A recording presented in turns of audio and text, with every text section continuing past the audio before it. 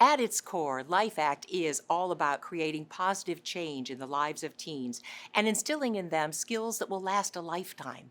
Life Act's Youth Advisory Board is made up of close to 50 high school students who meet to give guidance and have become the boots on the ground, if you will, to the Life Act programming staff.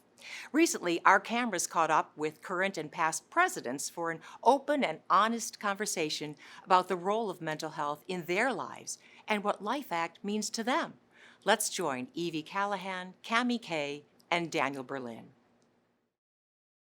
I think that so often mental health is, in a way, put in a different arena than physical health and other like markers of well-being.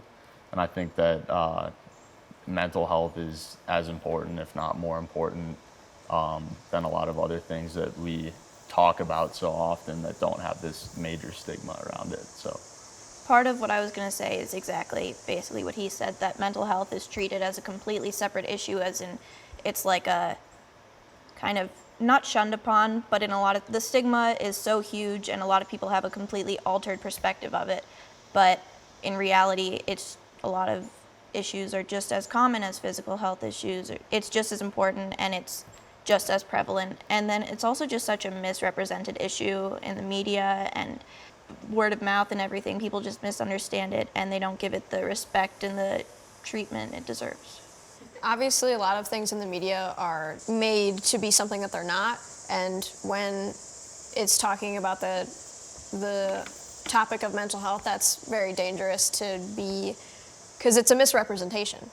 But we can't have the media without drama, and we can't have the media without really entertainment when it should be informant of something like that. Because a lot of people don't realize the difference between entertainment and reality and how things can be misconstrued, and people's view of things like mental health and mental illness could definitely be strayed away from what it should be based on the things that they consume and the media that they consume, whether it's the news, whether it's entertainment like a movie or a TV show.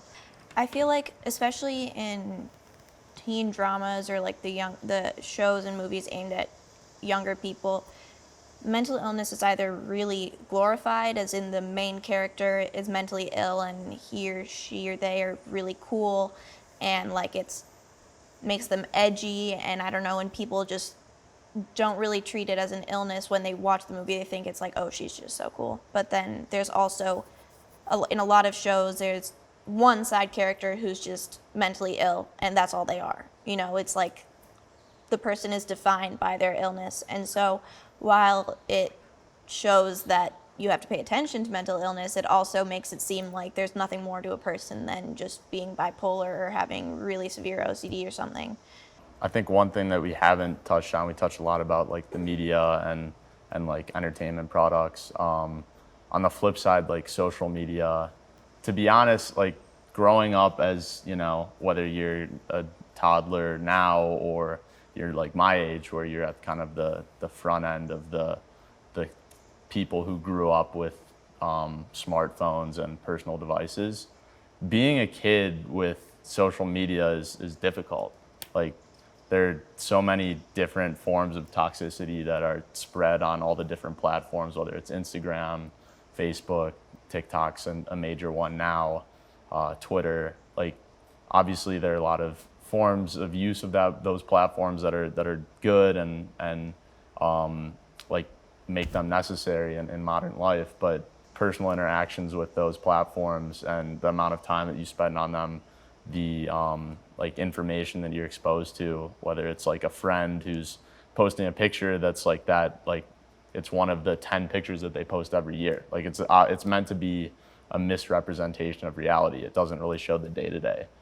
Yeah, we're very vulnerable when it comes to media and social media, because we could follow someone who represents mental illness and struggles like that, wrong or right, and they have the platform to do that, and they're reaching out to so many different people. And teenagers can use social media as a coping mechanism, and they can learn and educate themselves a lot, or they can be harmed.